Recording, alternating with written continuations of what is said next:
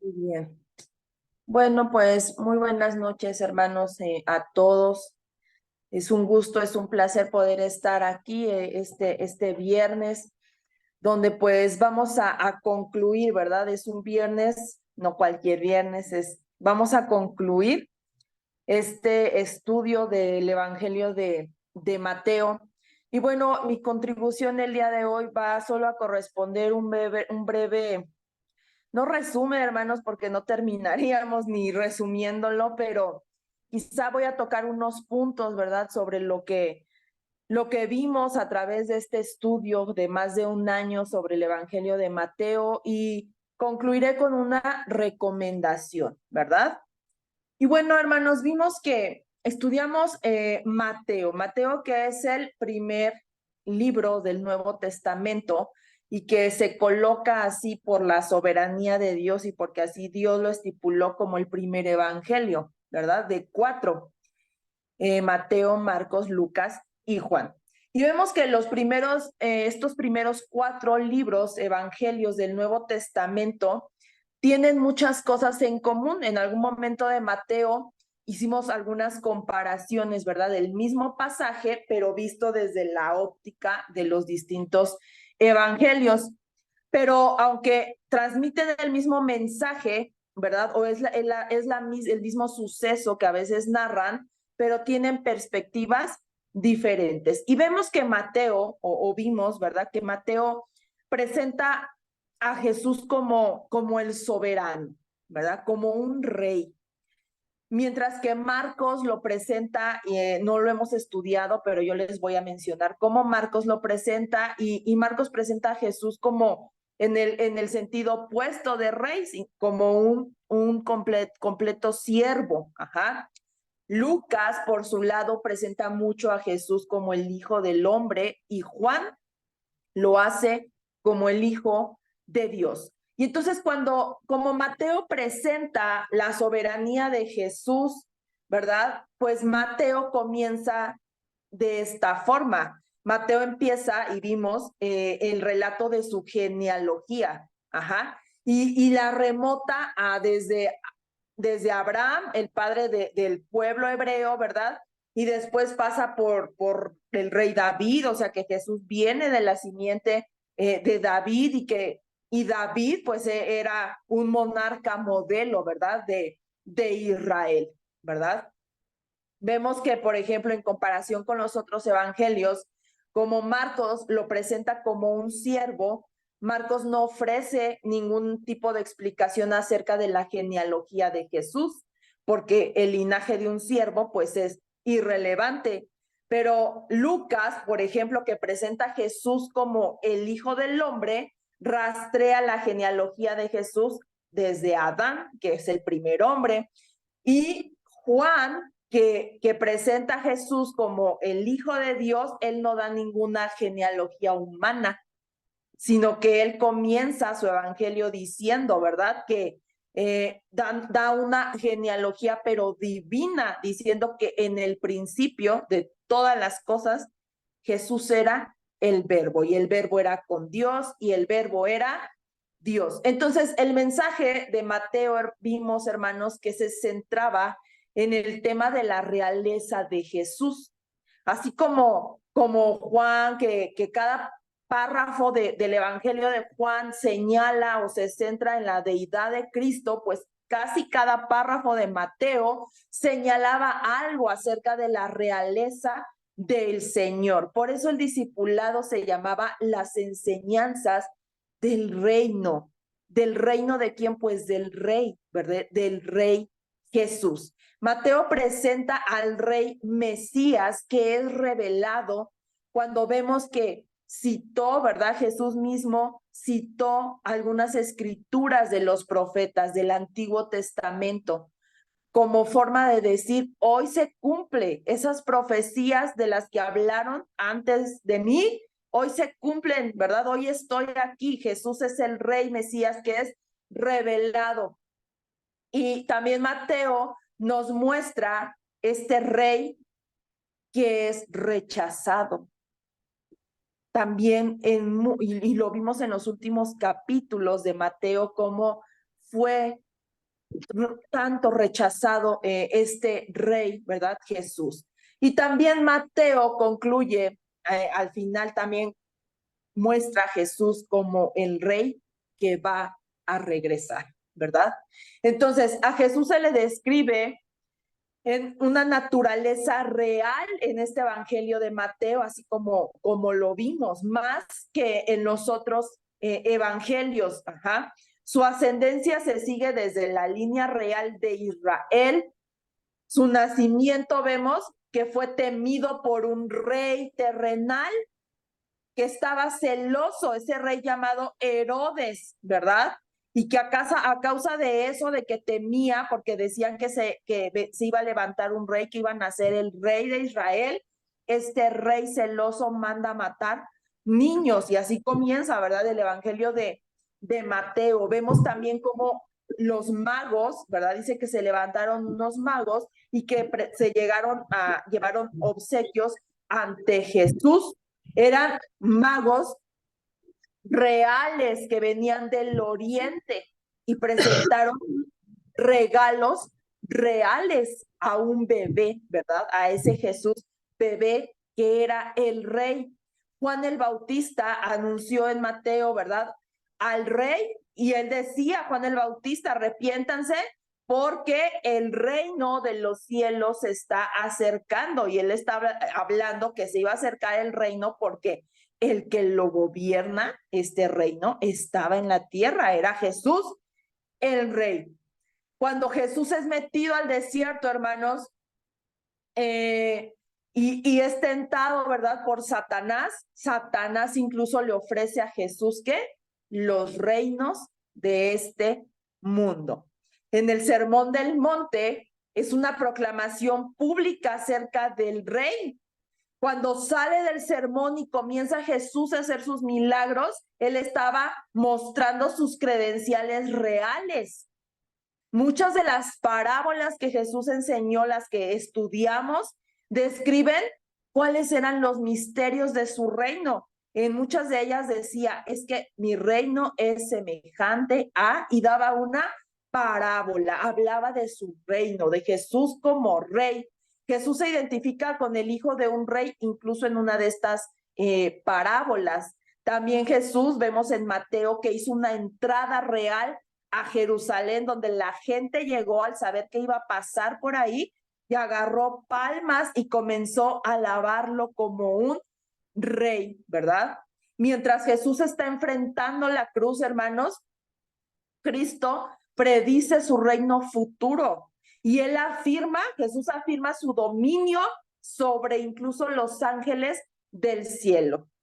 Sus últimas palabras que vemos en Mateo 28, ¿verdad? Son que a Jesús, que a él se le ha conferido toda autoridad, tanto en el cielo como en la tierra. Y Mateo también se enfoca de una forma muy exclusiva, como no lo hacen los otros evangelios, en el rechazo que le hicieron a Jesús como rey. En ningún otro de los evangelios, hermanos, se narran los ataques contra el carácter y las afirmaciones de Jesús. En ninguno de los otros evangelios se narra, ¿verdad? Es la violencia, los ataques tan violentos, civiles, que hicieron acerca de Jesús, como los narra Mateo. Entonces, vemos cómo antes de que Jesús naciera, María, ¿verdad? Su mamá estuvo pues en peligro, primero de ser rechazada por José. Ese era la primera prueba que tenía que enfrentar. Después, cuando nace, Herodes amenaza su vida, ¿verdad? De los padres de Jesús, y entonces los padres tienen que huir a Egipto.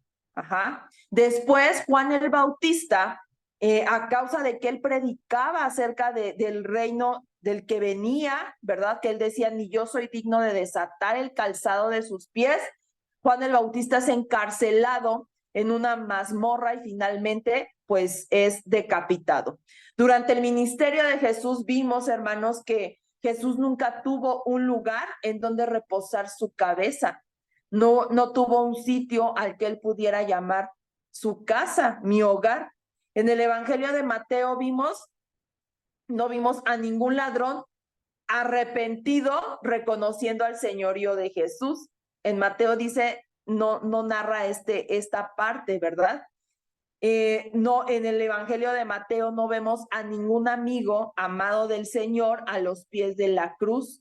Los únicos que vemos a los pies de la cruz, según la narrativa de Mateo, es a los burladores, a los escarnecedores.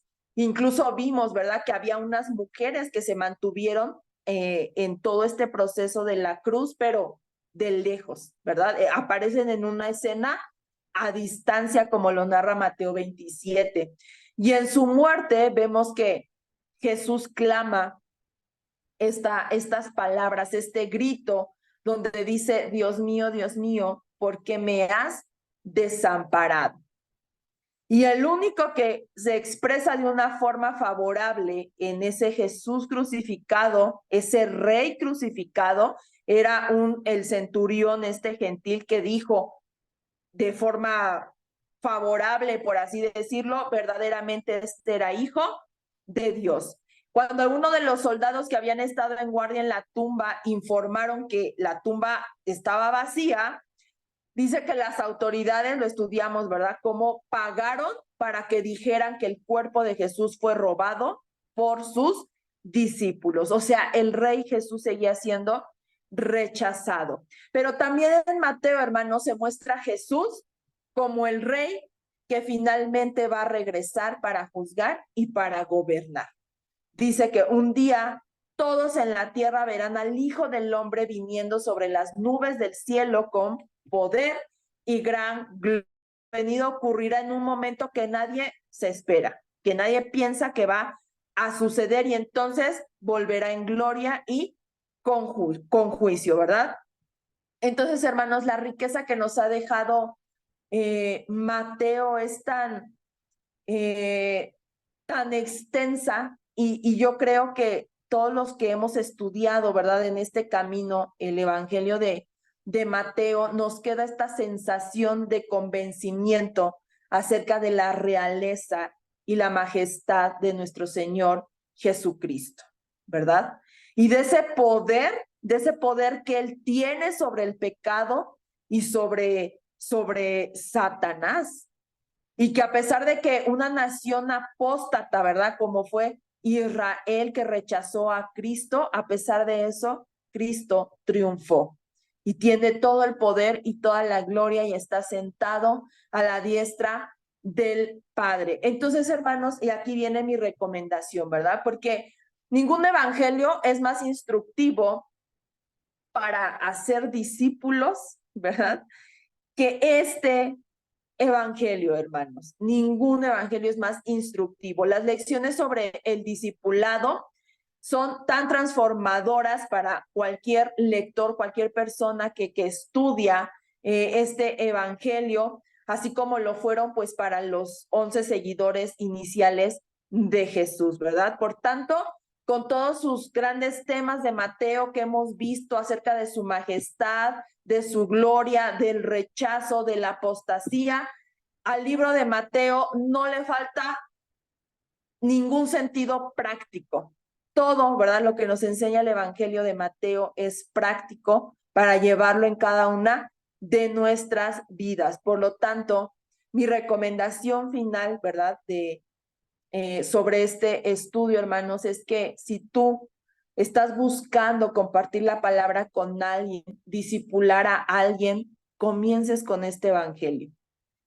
Gracias a Dios que hoy tenemos estos medios donde han quedado guardados, ¿verdad?, muchos de estos estudios, y que pueden ser un apoyo para cuando tú quieras comenzar a hablarle a alguien acerca de la palabra del Señor, discipularlo, porque esa es la encomienda, y de hacer discípulos a todas las naciones, discipular personas. Mateo, hermanos, es un gran evangelio con el cual podemos comenzar a enseñar sobre el reino de nuestro Señor Jesucristo. Y bueno, hermanos, pues No me queda más que agradecerle a todos los que han estado presentes a lo largo de todo este discipulado y le cedo la palabra a mi hermano Jorge que va a concluir pues con este estudio. Adelante, pastor. Muchas gracias, Yazaret, y pues aunque parezca un tanto repetitivo, que no lo es, voy a empezar recordando cuando empezamos y elegimos el Evangelio de Mateo con una lectura. Y esa lectura decía y dice, el propósito que anima el Evangelio según San Mateo es el de dar testimonio que Jesús es el prometido Mesías de la antigüedad y que su misión mesiánica consistía en llevarles a los hombres el reino de Dios. Aquí hay dos temas, el mesianazgo de Jesús y la presencia del reino de Dios. Estos dos temas indudablemente están vinculados inseparablemente y cada uno engloba un misterio. Ya lo mencionó Yazaret.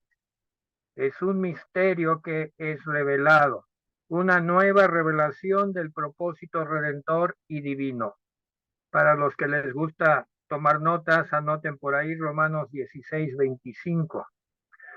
Bueno, el misterio de la misión mesiánica consiste en que antes de que venga el Mesías como el Hijo celestial del hombre en las nubes del cielo para establecer el reino sobre la tierra, debe primero venir con humildad entre los hombres, como el siervo sufriente que morirá en la cruz.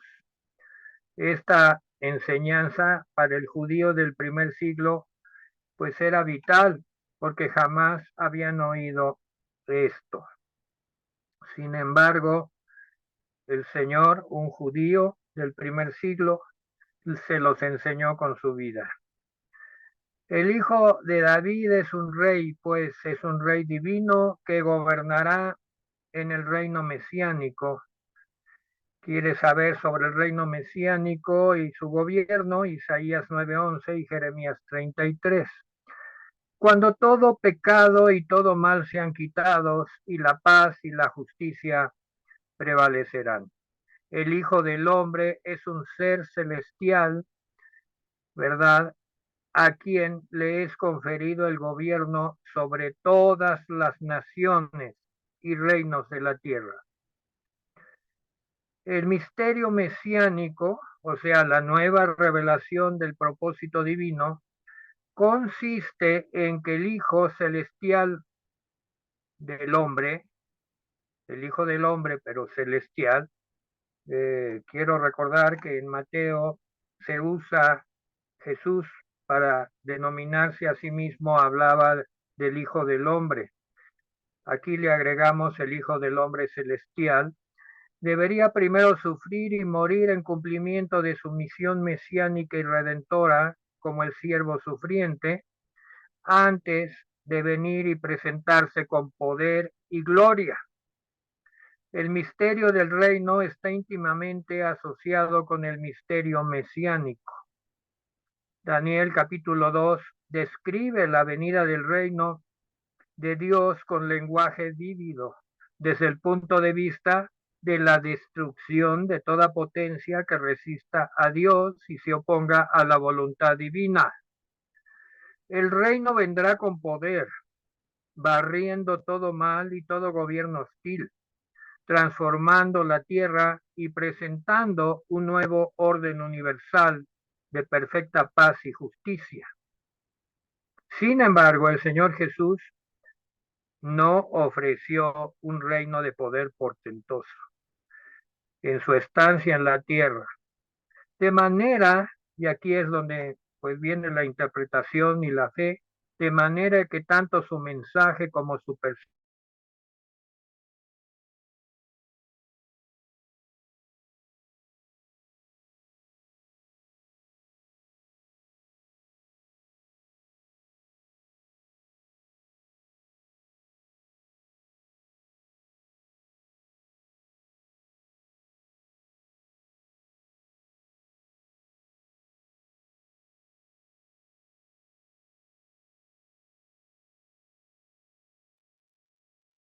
Paz está ahí.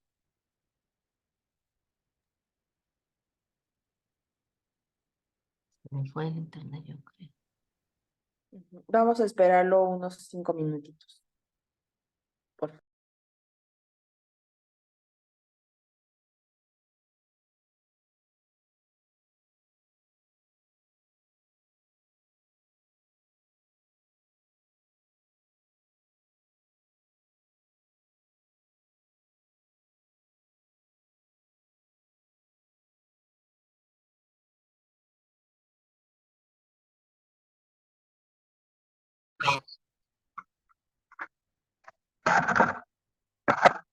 Ya, volvió.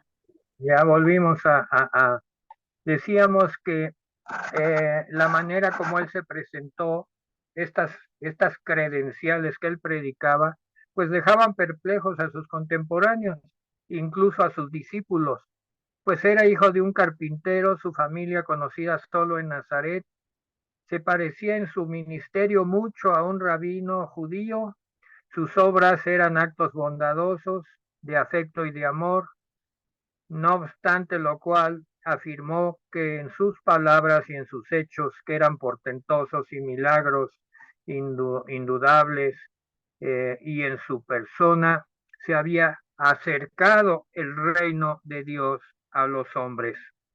Sin embargo, los reinos del hombre y del mundo seguían como siempre, sin que fuese desafiado el odiado gobierno romano.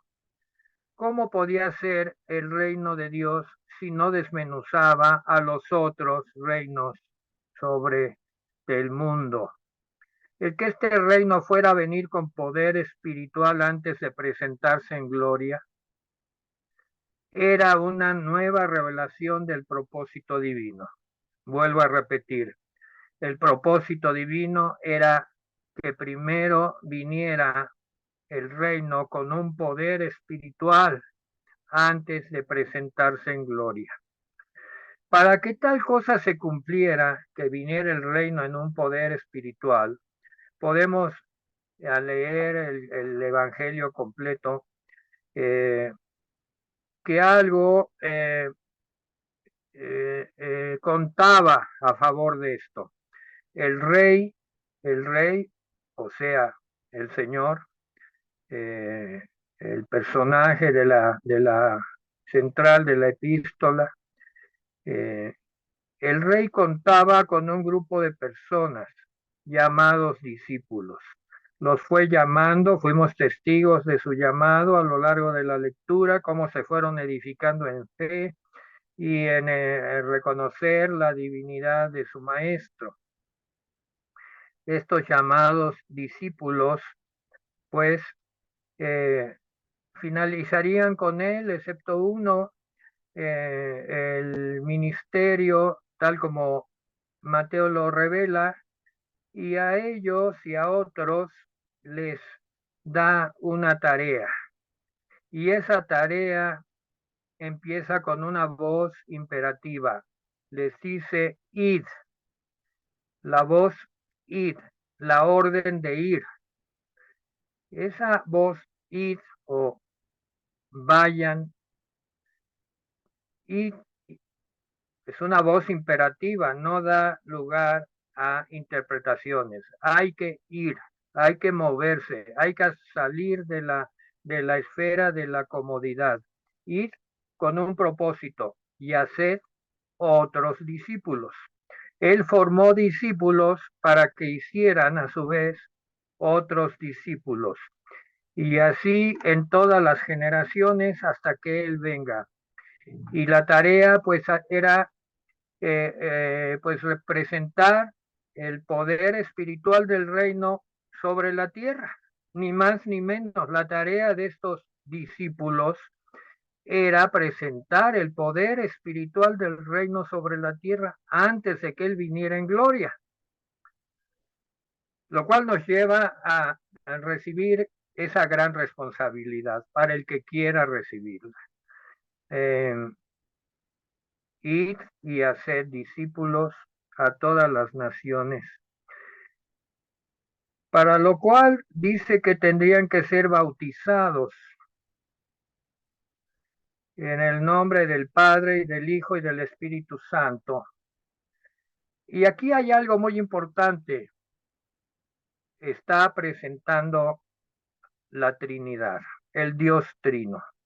Porque no dice que sean bautizados en el nombre del Padre y bautizados en el nombre del Hijo y bautizados en el nombre del Espíritu Santo. No, es un solo bautismo. Y ese solo bautismo es en el nombre del Dios Trino, el Padre, el Hijo y el Espíritu Santo. Para aquellos que insisten en bautizar en solamente una de las personas de la Trinidad, pues no es así. Ya el Señor estaba contemplando la Trinidad y la Trinidad, Padre, Hijo y Espíritu Santo, intervinieron absolutamente y lo vamos a ver en algunas citas que el tiempo nos dará para confirmar esto.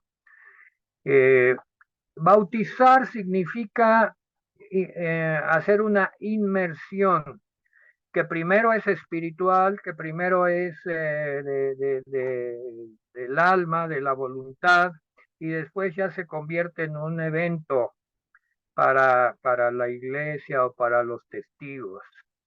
Una inmersión que generalmente y es pues en agua. Pero también estaba diseñado este bautismo para dejar atrás las abluciones y los bautismos diversos que había en el pueblo judío. Nada menos, pues el profeta Juan el profeta, el último profeta del antiguo pacto, tenía un bautismo en agua, un bautismo que le llama la Biblia bautismo de arrepentimiento, bautismo de reflexión. Los judíos en la ley y en las costumbres, pues tenían diferentes abluciones, lavados con agua de diversos tipos, los pies, la cabeza, en fin, el cuerpo todo, para diferentes circunstancias. Generalmente tenían que ver con la limpieza. El bautismo que pide el Señor en los últimos versículos, pues es un bautismo que empieza por lo interior y lo vamos a demostrar, y es en el nombre del Dios Trino. Es un solo bautismo en el nombre del Dios Trino, el Padre, el Hijo y el Espíritu Santo. Para los que son unitarios o que nada más bautizan en el nombre de una sola persona de la Trinidad, pues esto debe ser una evidencia suficiente para que reflexionen. Él nos mandó ser bautizados en el nombre del Dios Trino, el Padre, el Hijo y el Espíritu Santo. No son tres bautismos, no necesitamos ser bautizados en cada uno de esos bautismos. Eh, el bautismo que nos está pidiendo el Señor ya incluye las tres personas de lo que es la Trinidad de Dios, el Dios único y verdadero. Bueno, y no nada más ser bautizados, sino ser enseñados. Esto nos confirma que el bautismo, ante todo, necesita instrucción, necesita enseñanza. Esta nueva generación que venía el Señor a formar era una generación ya no basada en los ritos, ya no basada en las costumbres, sino basada pues en la fe y en la enseñanza de los principios divinos, dentro de los cuales el Señor no escatimó. Hay suficiente enseñanza en la palabra de Dios. Primero, el misterio de Cristo, y el misterio de Cristo tiene varias facetas, que los gentiles sean juntamente herederos e incorporados y consortes de su promesa en Cristo por el Evangelio. A ver, hasta ese momento, pues todas las bendiciones de Dios, de los pactos, eran o se las habían adjudicado los maestros judíos, pues solo al pueblo judío, solo al pueblo judío. Los gentiles quedaban fuera. Pero ahora en el misterio de Cristo, los gentiles, y está en Efesios 3:6, esa cita sí la vamos a leer, Efesios 3:6.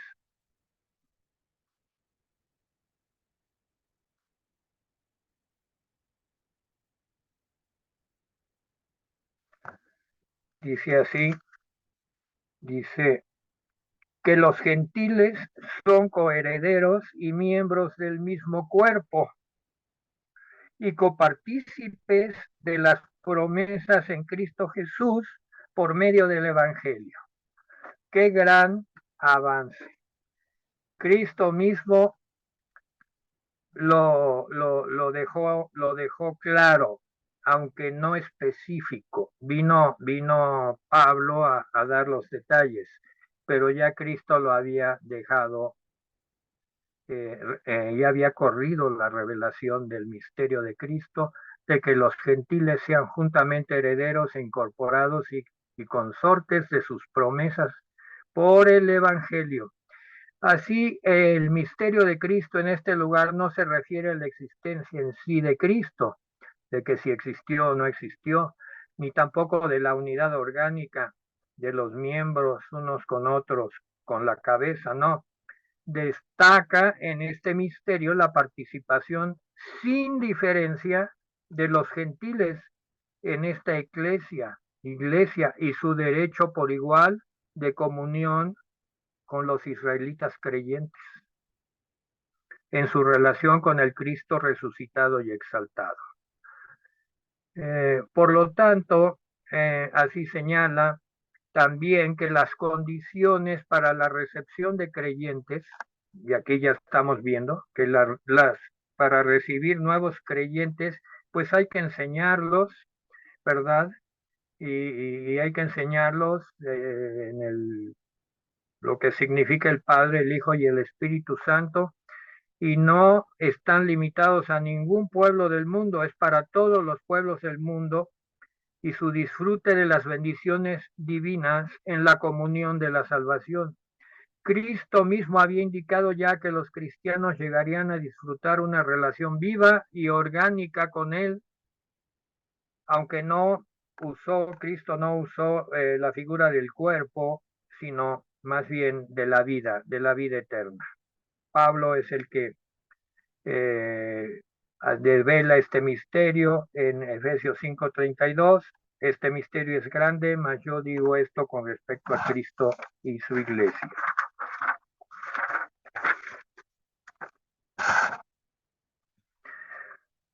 Ahora vamos a ver el papel de Cristo en las diferentes etapas de la salvación del creyente, y esto es parte de la enseñanza.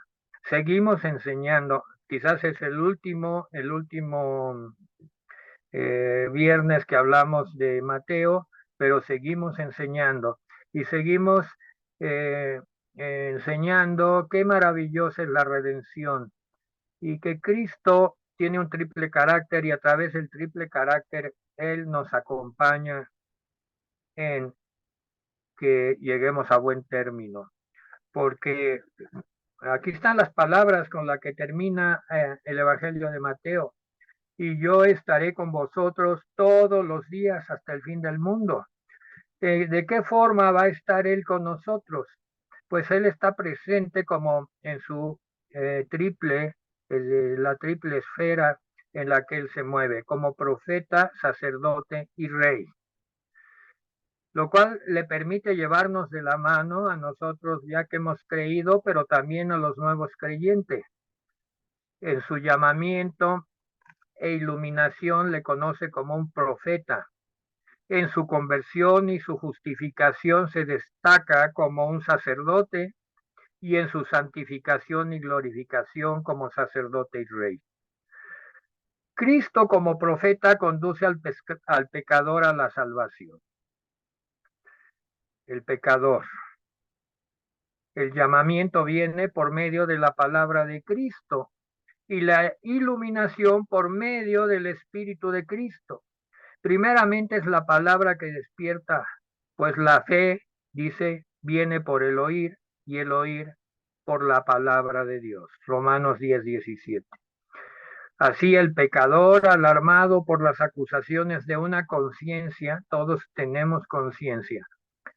No hay nadie en este mundo, todos nacimos con algo que Dios puso en nosotros y se llama la conciencia.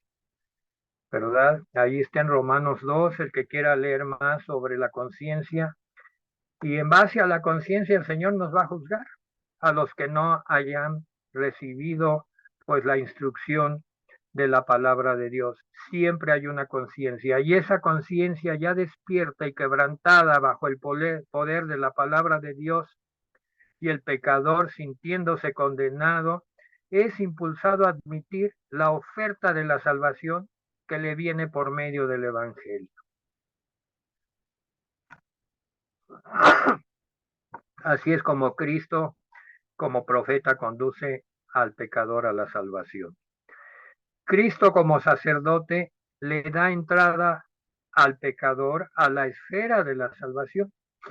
En la experiencia que tiene el pecador del significado del Gólgota, entra el servicio sacerdotal de Cristo y de ella surge la conversión y la regeneración.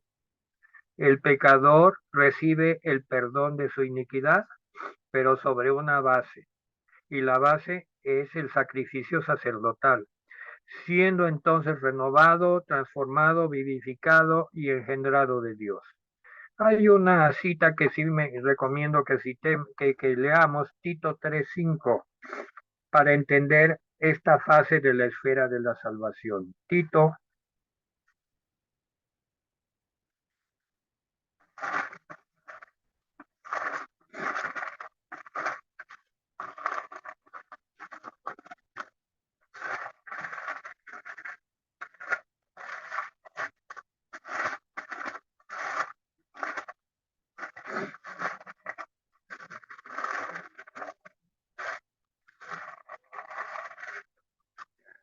dice, nos salvó, 3:5, nos salvó no por obras de justicia que nosotros hubiéramos hecho, sino por su misericordia, por el lavamiento de la regeneración y por la renovación en el Espíritu Santo, el cual derramó en nosotros abundantemente por Jesucristo nuestro Salvador.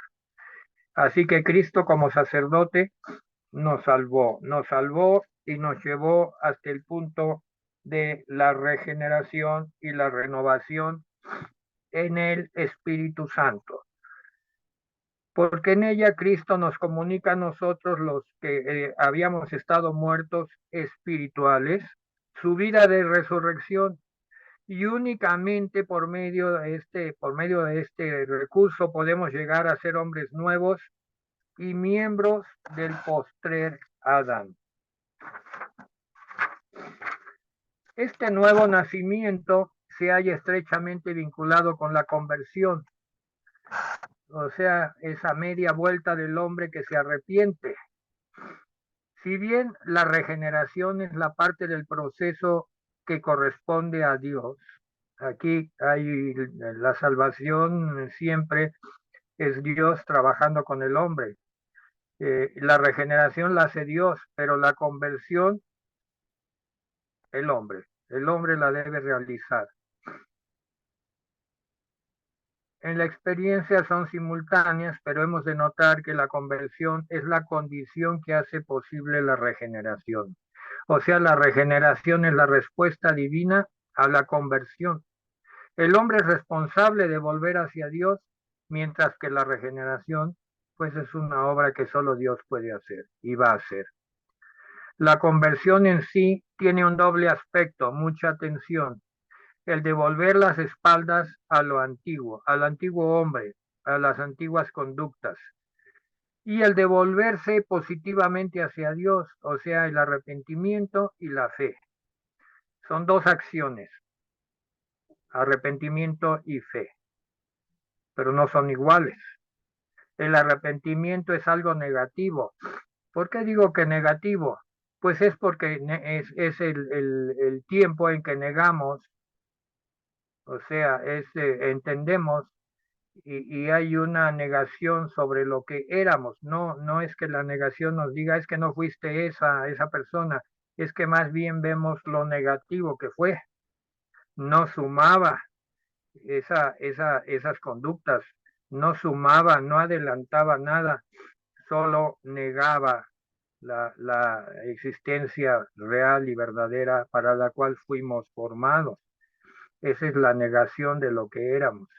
Mientras que la fe es algo positivo, que acepta y descansa en lo que Dios presenta. Una vez más, el arrepentimiento mira hacia adentro y pues hace un diagnóstico del desastre que proviene del pecado, la situación desastrosa. Pero la fe mira hacia arriba, fijando sus ojos en el Redentor. Es un doble propósito, el arrepentimiento y la fe. El arrepentimiento pues es confirmar lo negativo que es vivir sin el Señor, y la fe es mirar hacia arriba continuamente, fijando nuestros ojos en el Redentor. Con todo, la vuelta inicial del pecador a Dios es un hecho que se realiza una vez y para siempre. Y todas las conversiones mencionadas en el Nuevo Testamento son repentinas y radicales. El hombre realmente convertido, dice la Biblia, ha pasado de la muerte a la vida, reconociendo que hubo un entonces cuando era un mero hombre natural y pecador, y hay un ahora cuando está en relación con Cristo. Vive ya una relación vital con la persona de Jesucristo. Cristo en nosotros, la esperanza de gloria. Esta separación radical se simboliza por el bautismo. Ahora sí entra el bautismo.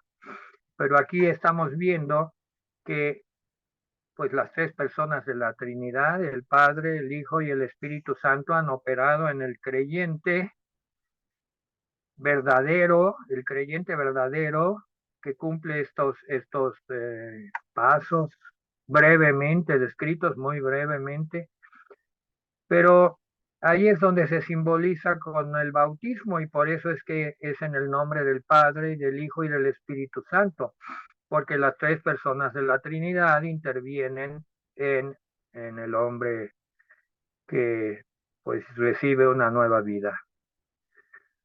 Y pues el hombre creyente confiesa que ha muerto con Cristo para volver a levantarse espiritualmente con él.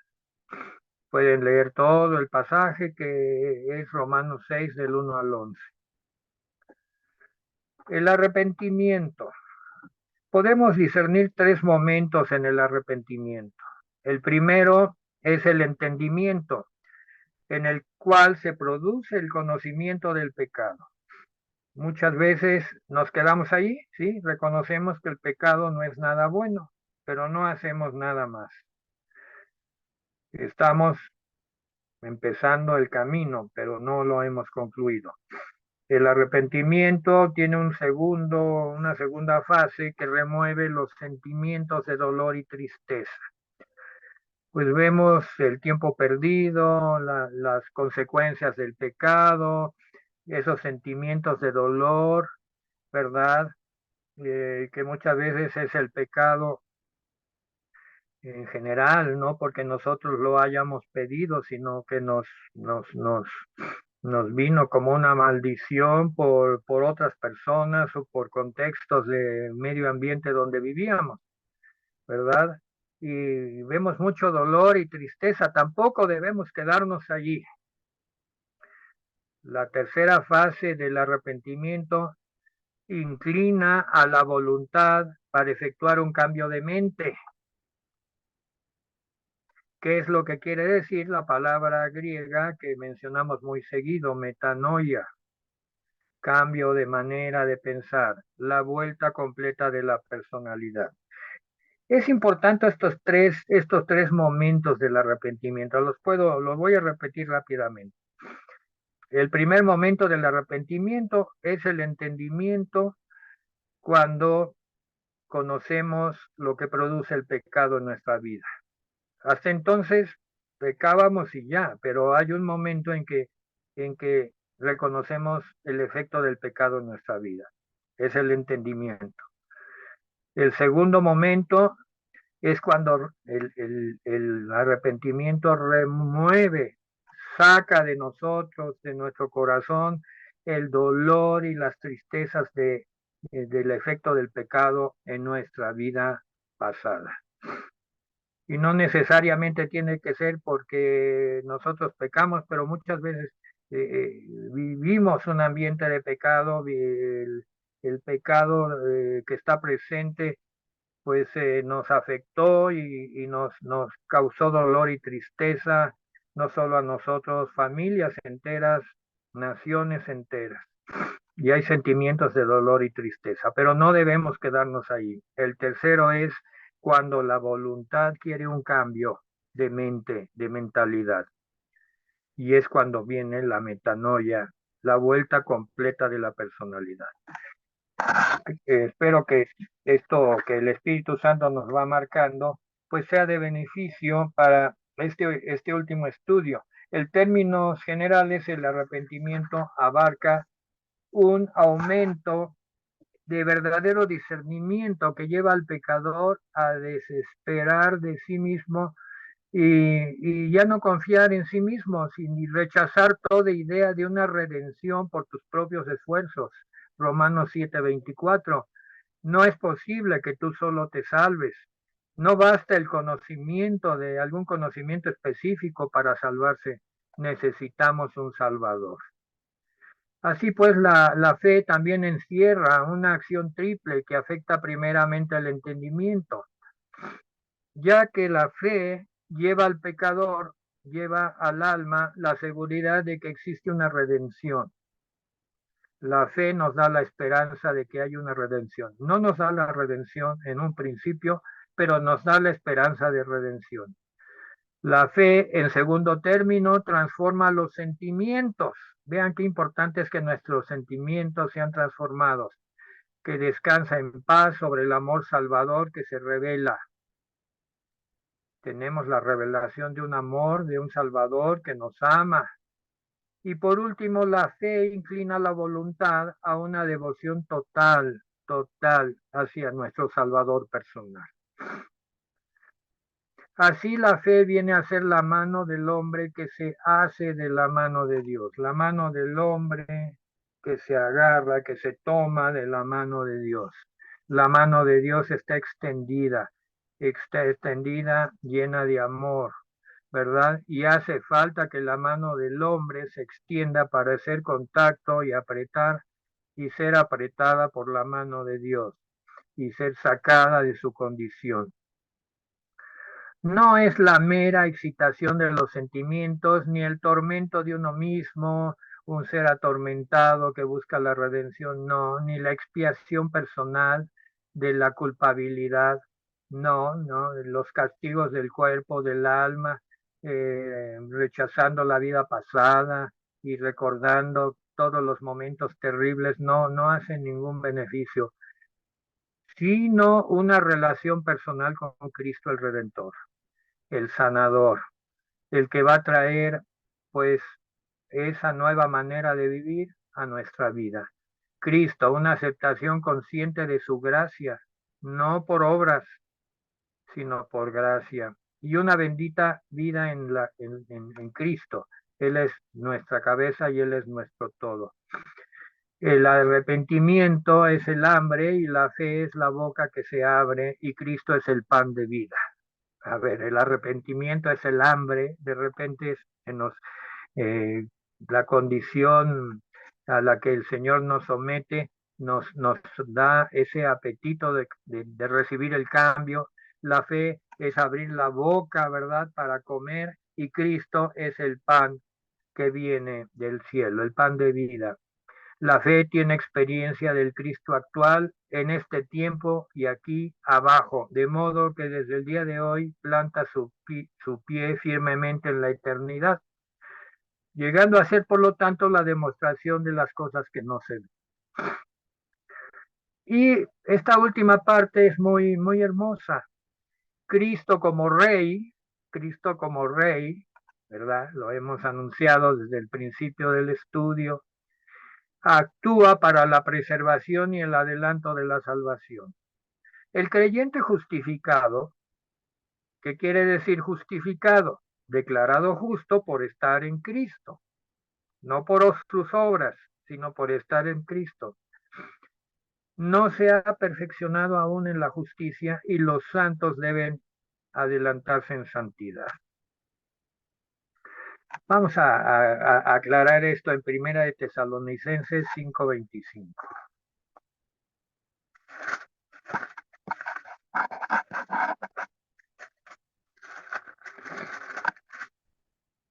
Dice así.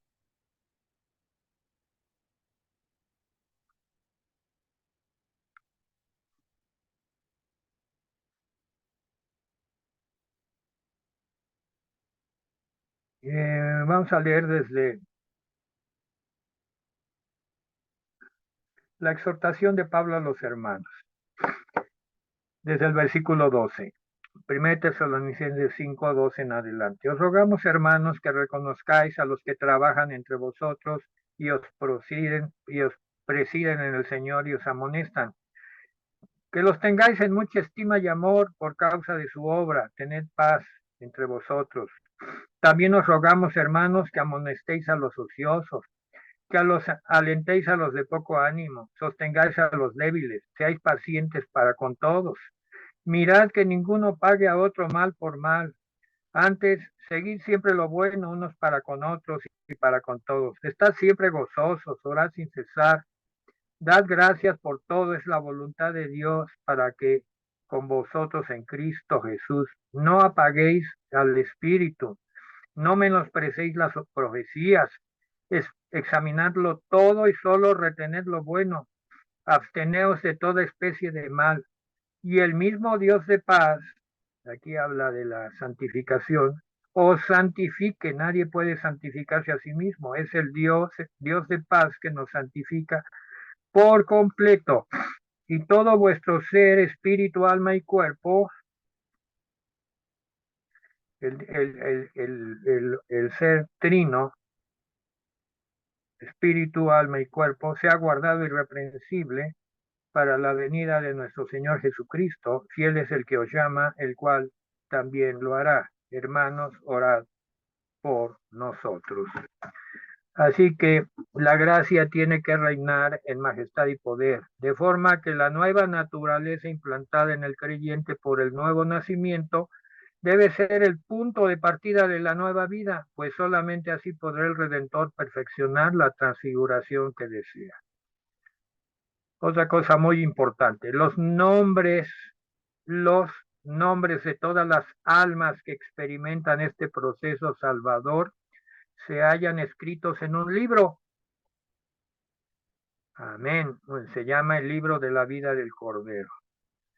Algunas de las características que distinguen a estas personas, el pueblo de Dios. Primero, son hombres y mujeres conocidos desde antes de la fundación del mundo, pues desde entonces existe el libro de la vida del Cordero. Número 2, son hombres y mujeres comprados al precio de sangre, porque están inscritos no en cualquier libro, sino en el libro de la vida del Cordero.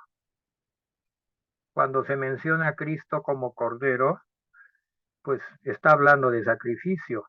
Juan el Bautista lo señaló y dijo, he allí el Cordero de Dios que quita los pecados del mundo. Es clara la aseveración del libro de la vida del Cordero. No es cualquier libro, no es cualquier relato, es del Cordero que fue sacrificado. Son hombres y mujeres renacidos porque están inscritos en el libro de la vida. Por ahí anoten Apocalipsis 21:27, Apocalipsis 5:9, Apocalipsis 20:15, Primera de Pedro 1:23, etc. Son hombres y mujeres bienaventurados porque la mayor causa de gozo es que sus nombres están escritos en el cielo. Lo dice Lucas 10:20. Son hombres santos porque solamente los santos están inscritos allí.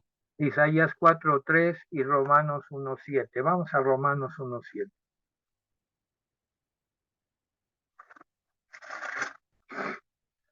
Dice la salutación de Pablo a los romanos, capítulo 1, versículo 7.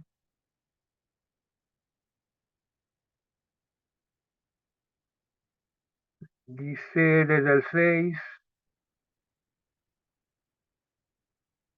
entre las cuales estáis también vosotros, llamados a ser de Jesucristo, a todos los que estáis en Roma, cristianos, amados de Dios, llamados a ser santos. Gracia y paz a vosotros, de Dios nuestro Padre y del Señor Jesucristo.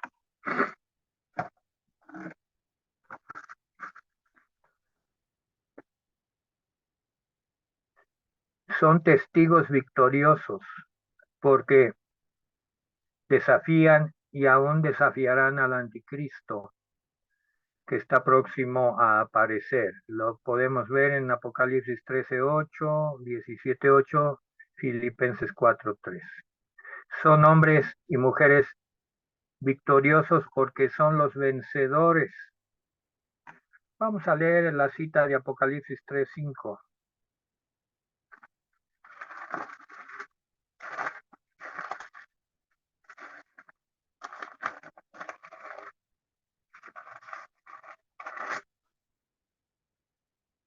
Dice, el que venciere, amén, el que venciere será vestido de vestiduras blancas, y no borraré su nombre del libro de la vida. Y confesaré su nombre delante de mi Padre y delante de sus ángeles. El que tiene oído, oiga lo que el Espíritu dice a las iglesias. Es importante vencer. Los hombres y mujeres, pues son glorificados y tienen entrada en la santa ciudad celestial. Esta es la última cita de este bloque. Vamos a Apocalipsis 21:27.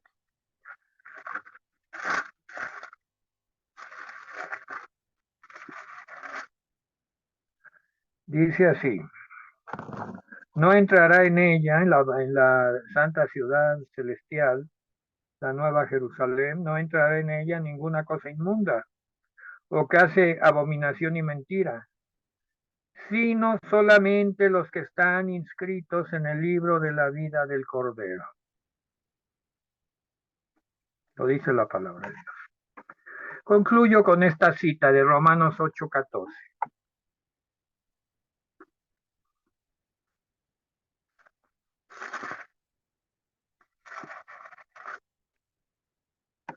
Dice, porque todos los que son guiados por el Espíritu de Dios, lo voy a leer hasta el 23, 14, porque todos los que son guiados por el Espíritu de Dios, estos son hijos de Dios. Pues no habéis recibido el espíritu de esclavitud para estar otra vez en temor, sino que habemos recibido el espíritu de adopción por el cual llamamos Abba Padre. El Espíritu mismo da testimonio a nuestro espíritu de que somos hijos de Dios. Y si hijos, también herederos, herederos de Dios y coherederos con Cristo, si es que padecemos juntamente con Él, para que juntamente con Él seamos glorificados. Pues tengo por cierto que las aflicciones del tiempo presente no son comparables con la gloria venidera que nosotros ha de manifestarse, porque el anhelo ardiente de la creación es el aguardar la manifestación de los hijos de Dios. Porque la creación fue sujetada a vanidad, no por su propia voluntad, sino por causa del que la sujetó en esperanza. Porque también la creación misma será libertada de la esclavitud de corrupción, a la libertad gloriosa de los hijos de Dios. Porque sabemos que toda la creación gime a una y a una está con dolores de parto hasta ahora. Y no solo ella, sino también nosotros mismos, que tenemos las primicias del Espíritu, nosotros también gemimos dentro de nosotros mismos esperando la adopción, la redención de nuestro cuerpo. Este plan maravilloso viene del corazón de Dios, del Dios Trino, para su creación. Y esa creación aguarda la manifestación de los hijos de Dios. Ese sencillo plan que el Señor dio en unas cuantas palabras en los últimos versículos del Evangelio de Mateo, y de hacer discípulos a todas las naciones. Id y hacer discípulos a todas las naciones, bautizándolos en el nombre del Padre, del Hijo y del Espíritu Santo. No son tres bautismos, es uno solo. Lo vuelvo a repetir para aquellos que hablan de muchos bautismos. Es un solo bautismo, bautizados en el nombre del Padre, del Hijo y del Espíritu Santo, del Dios Trino, enseñándoles que guarden todas las cosas que os he mandado, todos los preceptos, todos los mandatos, todas las palabras reveladas a tu corazón, a tu conciencia. Ya vimos que la conciencia regenerada juega aquí un papel muy importante. Y dice el Señor, ya lo vimos con detalle, yo estaré con vosotros. Si tú le presentas el Evangelio de Jesucristo a un nuevo creyente para hacerlo discípulo y lo haces con fe, el Señor va a entrar en operación en la vida de ese prospecto, de ese nuevo discípulo, y va a entrar en operación como profeta, como ya lo vimos, ¿verdad?